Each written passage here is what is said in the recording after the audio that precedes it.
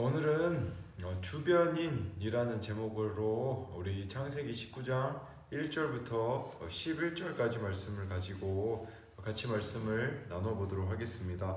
여러분 혹시 주변인이라는 말 들어보셨나요? 청소년들을 주로 이렇게 주변인이라고 해요. 이건 무슨 말이냐면 어린아이도 아니고 어른도 아니고 애매하잖아요. 그런 상태를 이제 주변인이라고 이렇게 표현을 하는 거죠. 예를 들면 여러분 중학생만 돼도 그렇잖아요. 자기는 이제 더 이상 초등학생이 아니라고 성장한 것 같지만 어른들이 보기에는 또 여전히 어린아이와 같은 모습일 수 있는 거죠. 그래서 이런 청소년기 시기를 질풍노도의 시기라고 이야기를 해요. 어른도 어린이도 아닌 상태이기 때문에 마음이 여러 가지로 불안하고 우울하고 또 이렇게 불만하고 좌절을 쉽게 겪는 시간이라고 이렇게 이야기를 하더라고요. 왜 이렇게 많이 이 시기에는요. 그래서 청소년들 중에 자살 충동을 느끼는 우리 학생들도 많이 있고요. 자해라는 거, 자기 몸을 막 상하는 이런 것들을 하는 친구들도 있어요. 마음이 불안하기 때문인 것이죠. 그래서 제가 이 주변인이라고 딱 인터넷에 쳐보니까 악동 뮤지션의 노래 중에 주변인이라는 그런 곡이 있더라고요. 그 가사를 좀 이렇게 가지고 왔는데 여러분들에게 좀 이렇게 나눠주고 싶네요. 제가 부족하지만 읽어보도록 하겠습니다. 그 주변에서 맴돌다 주변에서 서성이다가 막힌 속을 뚫으려고 밖을 나서도 맞아주는 건 차가운 밤 공기뿐 주변에서 맴돌다 돈다. 그러니까 지금 이것도 저것도 아닌 거죠. 내 마음은 너무 답답한데 밖에 나가보니까 찬 밤 공기밖에 없기에 그냥 주변을 맴돌다가 온다 라고 이렇게 이야기하는 거죠. 그리고 이렇게 이야기해요. 아무 사람도 내 말에 끄덕이지 않아. 웃어주는 게 뭐 어렵다고. 사람들은 모두 내가 외계인 같다 해. 차라리 진짜면 이해가 돼. 그러니까 아무도 내 말을 들어주는 것 같지 않고 외계인인 것처럼 마치 이 세상에 혼자 있는 것과 같은 그런 외로움을 느끼는 기간이라고 말할 수 있는 것이죠. 주변인이라는 거 이런 겁니다. 여러분 정말 외로움 가운데 공허함 가운데 내 존재는 아무것도 아니라고 여겨질 수 있다라는 것을 말하고 있는 겁니다. 이처럼 이 노래의 가사에서 말하고 있는 것처럼 이 세상에 나만 있는 것 같아요. 아무도 나에게 공감해 주는 것 같지 않고 정말 혼자 이렇게 남겨진 것 같은 상태를 이렇게 주변인 것 같은 상태인 거죠.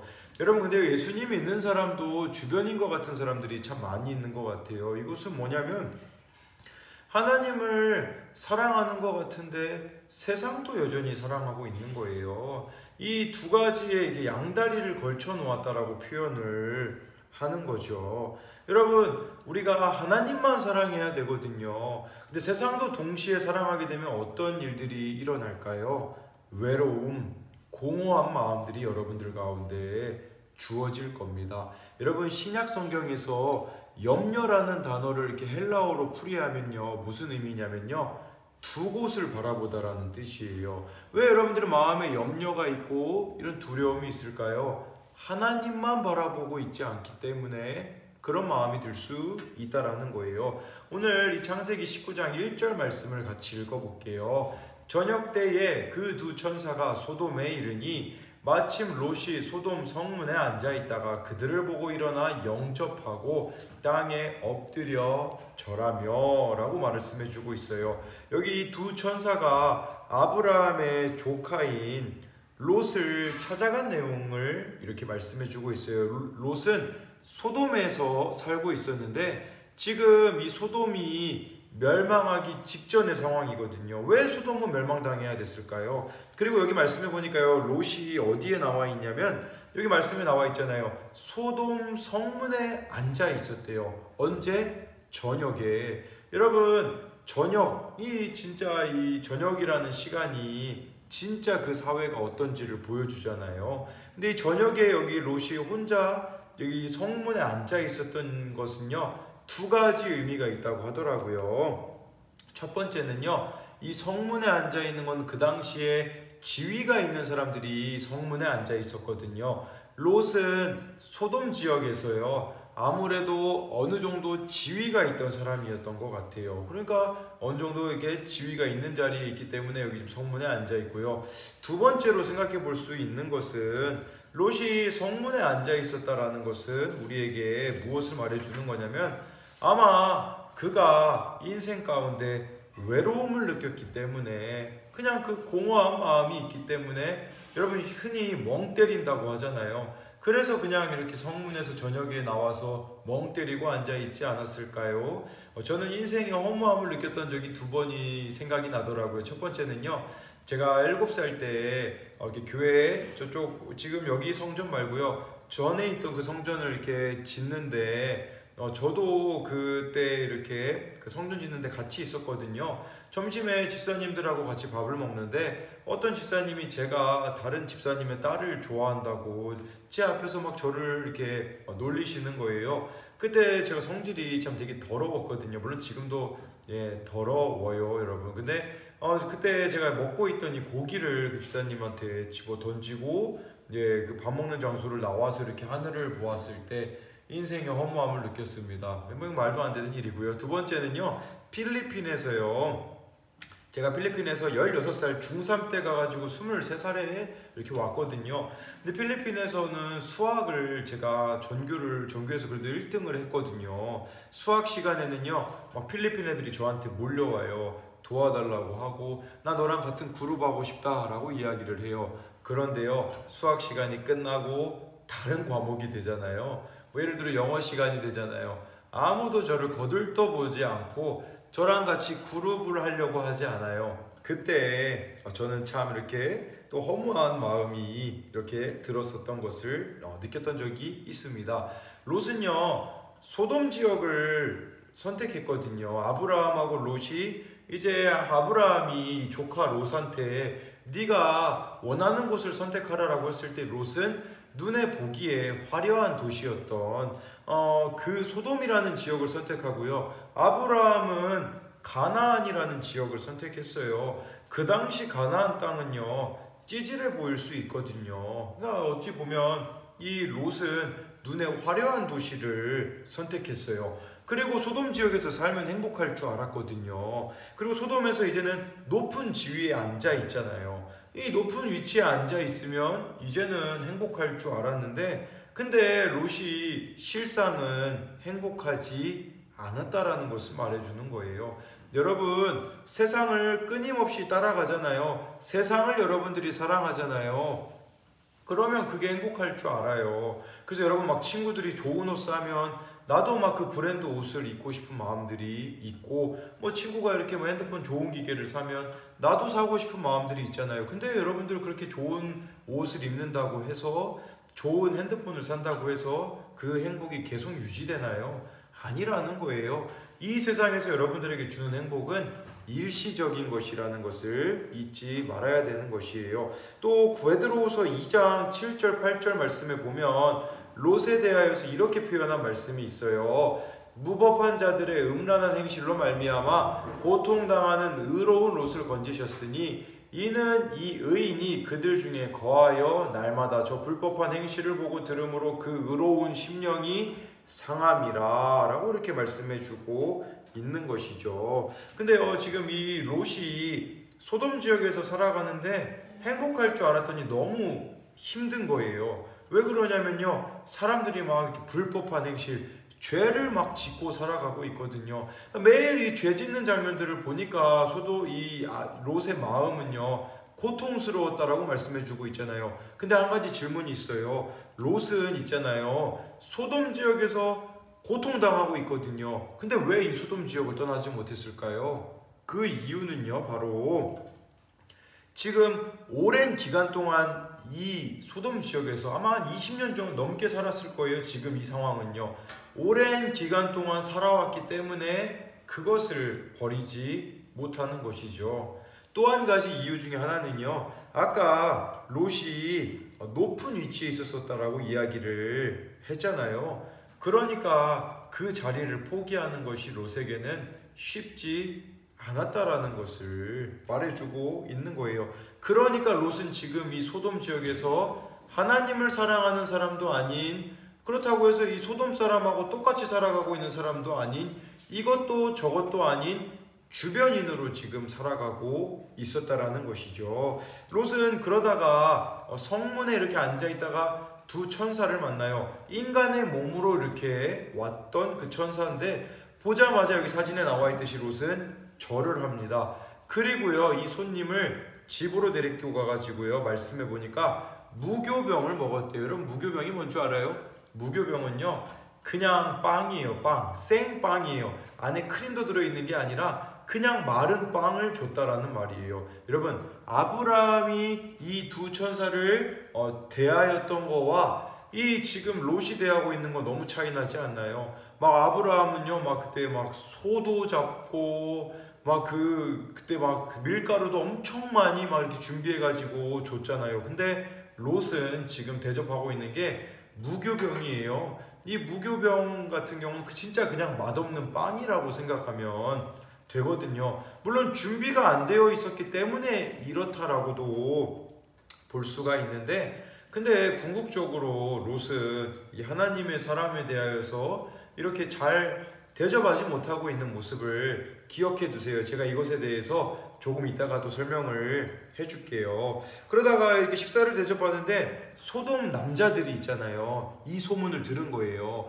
아니, 지금 이 소돔 지역에 두 명의 나그네가 이렇게 왔으면 그 나그네를 이렇게 식사도 대접하고 우리 집으로 와서 하룻밤 주무세요 라고 이야기를 해야 되는데, 그렇게 말하는 사람이 아무도 없어가지고 롯 혼자만 이 두 나그네를 집에 데리고 와서 식사하고 있는데 소문이 난 거죠. 그 사람들이 모였어요. 여기 말씀해 보니까요, 남자들이 모였는데 왜 이 사람들이 이렇게 모였는지에 대하여서 이렇게 말씀해 주고 있어요. 4절에 보니까요, 그들이 눕기 전에 그 성사람 곧 소돔 백성들이 노소를 막론하고 원근에서 다 모여 집을 애워싸고, 이 말씀 보니까요, 젊은 사람, 나이 든 사람 상관없이 다 지금 이 롯 집 앞에 모여 있어요. 또 원근에서 다 모였다고 말씀해 주고 있죠. 원근이라는 것은요, 끄트머리라고 해서 먼 지역에서부터 온 사람들도 지금 이 롯의 집의 앞에 이렇게 서 있는 거예요. 그래서 롯의 집에 손님이 왔다는 이야기를 들으니까 남자들이 그냥 다 모인 거예요. 왜 모였을까요? 왜 모였는지는요, 여러분 5절 말씀에 나와 있어요. 롯을 부르고 그에게 이르되 오늘 밤에 내게 온 사람들이 어디 있느냐, 이끌어내라, 우리가 그들을 상관하리라, 이렇게 말씀해 주고 있어요. 야, 너희 집에 손님 왔다며? 끌어내, 우리 밖에 일로 끌어내. 그럼 우리가 그 두 사람 상관할게, 이렇게 이야기하고 있는 것이죠. 여기서요, 여러분 상관한다라는 게 무슨 말일까요? 성관계 맺는다라는 말이에요. 남자들이잖아요. 나그네로 온 이 천사들, 나그네의 모습으로 온 천사들도 남자였거든요. 동성애하겠다라는 말이에요, 여러분. 그래서요, 이 동성애가 영어로 소돔이라는 단어를 써요. 소돔이라는 이 단어에서 온 거거든요. 여러분, 이 소돔 사람들의 이런 모습들, 정말 남자를 끌어내가지고 성폭행하려고 하고 있는 이 소돔 사람들의 문제가 에스겔 16장 49절엔 이렇게 말씀해 주고 있어요. 내 아우 소돔의 죄악은 이러하니, 소돔의 죄가 뭔지 말씀해 주고 있죠. 그와 그의 딸들에게 교만함과 음식물의 풍족함과 태평함이 있으며, 그곳에는요 음식도 풍족했고 사람들이 태평했다고 해요. 그러다 보니까 교만했다라는 것이죠. 여러분, 교만하다는 게 무슨 말인 줄 아세요? 하나님을 두려워하지 않았다라는 말이에요. 그들의 인생에 하나님이 없었다라는 거예요. 그러니까 이 사람들이 어떤 삶을 삽니까? 말씀해 보니까요, 또 그가 가난하고 궁핍한 자를 도와주지 아니하며, 가난하고 궁핍한 자, 나그네가 왔는데 이 나그네를 성폭행하려고 하고 있는 이 소돔 사람들의 모습, 그러니까요 약자들, 약한 사람들에 대한 배려가 없었기 때문에 소돔이 망했다라는 것을 말씀해 주고 있어요. 물론 이 동성애를 할 정도로 이 사람들이 악했기 때문에 소돔과 고모라가 멸망당했다라는 말도 맞아요. 그런데요, 소돔 사람들의 문제점은 약자들에 대하여서 함부로 대했다라는 겁니다. 왜 소돔 사람들은 남자들인 그들이 왜 남자를 성폭행하려고 했을까요? 그 이유는요, 그 나그네로 온 이 남자들에게 모욕감을 주기 위해서예요. 남자한테 성폭행 당하는 건 그 당시에 모욕감을 주는 것이거든요. 뭘 말해주는 걸까요? 사람을요, 도구로 생각하는 거예요. 사람 소중한지를 모르는 거죠. 여러분, 하나님이 없는 사람들의 특징이 무엇인 줄 아십니까? 사람 소중한 걸 몰라요. 그래서 이 사람을 나의 도구처럼 생각해요. 내가 필요하면 사용하고 필요하지 않으면 외면해버리는 모습인 것이죠. 여러분, 동성애에 빠지시는 분들 중에 어렸을 때 나보다 힘이 있는 남자에게 성폭행을 당했기 때문에 동성애를 하시는 분들이 많더라고요. 그래서 어린 시절이었는데 힘이 있는 어떤 어른이 강제적으로 이렇게 성폭행을 해서 그 성폭행 당한 아이가 동성애를 하게 되어지는 거죠. 여자들도 동성애하는 이유 중에 하나가요, 남자들에 대한 상처가 있기 때문이거든요. 어린 시절에 남성으로부터 성폭행을 당했을 경우 남자들에 대한 증오감을 가지게 되어지고 결국은 동성애로 이어진다라는 것이죠. 여러분들에게 말씀드리고자 하는 것은 이거예요. 약자들에 대하여서 함부로 하는 거, 꼭 소돔과 고모라가 동성애 때문에 망한 것이 아니라 약자들에 대해서 함부로 했기 때문이라는 거예요. 여러분, 우리도 마찬가지예요. 여러분 주변에 있는 연약한 사람들에 대하여서 여러분들이 함부로 하고 왕따시키고, 그것은 하나님이 싫어하시는 일이라는 겁니다. 또 한 가지는요, 여러분 동성애만 문제가 아니라 여러분 아이의 포르노 보는 것도 문제예요. 왜 그럴까요? 포르노를 여러분들이 보고 있다라는 것은 결국은 그 문제가 두 가지가 있어요. 첫 번째는요, 여러분들이 포르노를 시청하죠. 어떤 일이 일어날까요? 그 포르노를 많이 보면 많이 볼수록 그 포르노를 만든 사람은 돈을 받기 때문에 더 많은 포르노들을 만들려고 할 겁니다. 이게 문제라는 것이죠. 여러분, 그래서 예를 들어서 지금 제가 이거 설교를 이렇게 영상 설교를 이렇게 녹음하고 있는데 조회수가 한 처음 했을 땐 200명이었는데 200회였거든요. 지금 50회도 안 돼요, 여러분. 근데 예를 들어서 막 조회수가 10,000명이 돼봐요. 그러면 영상 엄청 제가 만들려고 애쓸 거예요. 여러분, 제가 한번 찾아봤거든요. 유튜브로 이렇게 수익을 얻는 데 있잖아요. 여기 보면요, 유명한 유튜브들은요, 예를 들어서 구독자가 5,000명이 있으면 한 달 수입이 얼마냐면요, 뭐 이렇게 하루에 10,000원이라서 뭐 30만 원이라고 하더라고요. 근데요, 예를 들어 100만 명이 있잖아요. 100만 명이 있으면요, 한 달 수익이 얼마냐면 6천만 원이에요. 여러분, 그리고 여기 2017년 유튜브 광고 수익에 보니까 1등의 팜팜토이즈는요, 1년 동안 31억 6천만 원을 벌었대요. 또 여러분들이 또 아는 유튜브 중에 뭐 5위는 대도서관 같은 경우는 9억 3천만 원, 뭐 벤츠는요 약 7억 원 정도 벌었다고 하더라고요. 이렇게 조회수가 많아지면 수익이 생기는 거잖아요. 포르노도 마찬가지예요. 여러분들이 많이 포르노를 보면 볼수록 그 포르노를 만드는 사람들은 수익을 얻게 되어지고 더 다른 방식으로 이렇게 만든다라는 것이죠. 두 번째로 포르노의 문제점은 뭐냐면요, 여러분들이 그 포르노를 보잖아요. 그러면 여성이나 그 포르노에 등장하는 사람들을 도구로 생각하는 거예요. 나의 성적인 욕구를 만족시키는 도구로 생각하는 것이죠. 사람을 도구로 대하는 것은 하나님이 기뻐하시는 일이 아니기 때문에 이 또한 우리가 하지 말아야 된다는 것을 기억했으면 좋겠습니다. 그래서 하나님이 없는 사람들은요, 우리 최근에 이거 지금 끝난 드라마긴 하지만 이태원 클래스에 이 여주인공이 소시오패스였잖아요. 소시오패스라는 것은 뭐냐면 사람을 도구로 생각하는 그런 사람들이에요. 이와 마찬가지로 여러분들, 하나님을 믿지 않는 사람들의 특징은 사람을 도구로 생각하는 것이고, 그것은 하나님이 싫어하시는 것이라는 겁니다. 그렇다면 여러분, 한 가지 질문이 있어요. 그렇다면 진짜 하나님을 사랑하는 사람을 어떻게 증명해낼 수 있을까요? 여러분 100점이라고 한다면 여러분은 하나님을 사랑하는 마음이 몇 점이라고 할 수 있을까요? 진짜 하나님을 사랑하는 사람은 어떻게 알 수 있냐면요, 진짜 하나님을 사랑하는 사람은요, 얼마나 사람을 소중하게 여기는지를 보면 알 수 있어요. 그래서요, 사람이 귀한 줄 알거든요. 한 명 한 명을 소중하게 여기는 그 사람은 그만큼 하나님을 사랑하고 있다라는 것입니다. 여러분이 그래서 여러분 주변에 있는 사람들을 그렇게 사랑할 수 있는 여러분들이 되었으면 좋겠어요. 롯은 소돔에 살다 보니까요, 사람에 대한 소중함을 잃어버렸어요. 그래서 이 소돔 사람들이 이 나그네들, 롯의 집에 손님으로 온 나그네들을 그렇게 성폭행하려고 할 때 롯이 이런 말을 해요. 8절에요. 내게 남자를 가까이 아니한 두 딸이 있노라.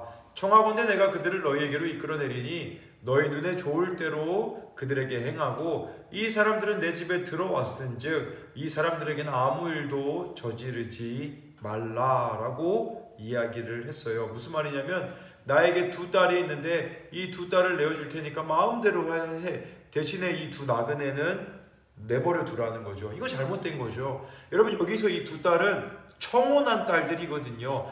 이미 결혼할 사람이 있어요. 근데 롯은 지금 자기 딸들을 이 소돔 남자들에게 주어서 나그네를 보호하려고 하고 있지만 이 모습 자체가 이미 롯이 세상에 물들었음을 보여주는 증거라는 겁니다. 여러분들은 어떻습니까? 세상에 물들어가고 계십니까? 아니면 세상과 구별되어 살아가고 있습니까? 여러분 자신을 돌아보았으면 좋겠어요. 여러분들 예수님을 믿는다라고 하는데 예수님을 믿지 않는 내 주변의 사람들, 내 주변의 친구들과 다른 점이 있다면 무엇이 있습니까? 주일날 예배 한 번 더 드리는 거, 이것만이 다른 점이라면 우리는 비참한 겁니다. 정말 여러분들이 예수님을 믿는다면 다른 모습이 있어야 된다는 거예요. 어제 장동규 선생님하고 학교들을 돌면서 이렇게 기도를 심고 오는데 저에게 장동규 선생님이 이렇게 말했어요. 뭐라고 이렇게 이야기했냐면 전도사님이 무너지면 정말 충격이 클 것 같아요 라고 이야기를 했어요. 이 말은 제가 전도사답지 못하게 살면 충격받을 것 같아요 라는 말이거든요. 여러분 제가 전도사이기 때문에 하지 말아야 될 게 뭐가 있을까요? 우선은요, 술을 마시면 안 되겠죠. 여러분 뭐 술 먹고 제가 이렇게 한번 설교하면 여러분 설교 듣겠습니까? 아니죠. 담배도 저는 하면 안 돼요. 제가 막 담배 피고 와가지고 이렇게 찬양인도 한다고 생각해봐요. 여러분 찬양 부르실 수 있겠어요? 안 되는 거죠. 그리고 제가 또 해서는 안 되는 건 뭐냐면요, 좋은 차를 사도 안 돼요. 막 제가 여러분들 예를 들어서 벤츠를 막 끌고 다녀요. 그럼 여러분들이 전도사에 대해서 무슨 생각을 하게 될까요? 여러분들이 제가 전도사이기 때문에 저에게 기대하는 모습이 있잖아요.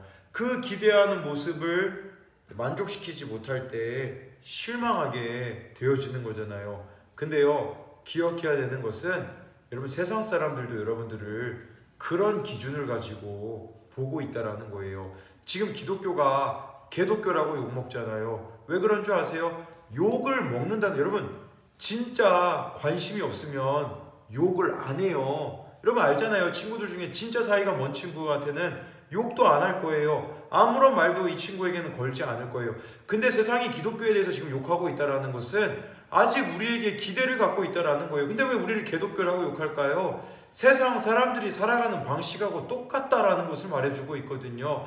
예수님을 믿는다고 하는데 똑같이 술 먹고 똑같이 담배 피고 똑같이 세상 사람들하고 살아가고 있다라는 것이죠. 정말 내가 세상 사람들하고 다른 모습이 무엇이 있냐라는 거예요. 세상 사람들처럼, 세상 친구들처럼 똑같이 욕하고 똑같이 미워하고 똑같이 그들과 살아가고 있는 우리의 삶의 모습들이 있다면 여러분들은 여기 말씀에 나와 있는 롯과 같은 주변인일 수 있다라는 거예요. 여러분 주변인이 되셔서는 안 돼요. 정말 하나님을 사랑함으로써 하나님만을 따라가는 자들이 되어야 한다라는 겁니다. 여러분 예수님 믿는 사람답게 살면 어떻게 될까요? 김다니엘 선교사님의 영상을 보니까요, 이 선교사님은 중학생 때 예수님을 믿게 되었대요. 중학생 때 예수님을 믿게 되어지니까 이 예수님을 일본에서 사셨거든요. 이 예수님의 사랑을 너무 전하고 싶어서 어떻게 했냐면요, 토요일마다 일본의 그 번화가에 가가지고요, 전도지를 나눠주면서 예수님을 믿으라고 했다고 해요. 그 번화가에서 전도할 때 친구들이 없었을까요? 있었어요. 근데 부끄러워했겠죠.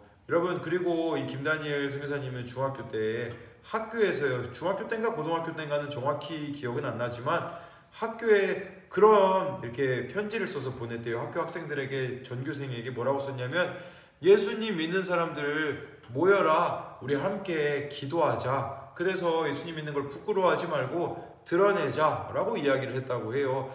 전교생이 김다니엘 선교사님이 예수님 믿는 걸 알게 된 거죠. 여러분, 그러고 나니까 무슨 일이 일어났는 줄 알아요?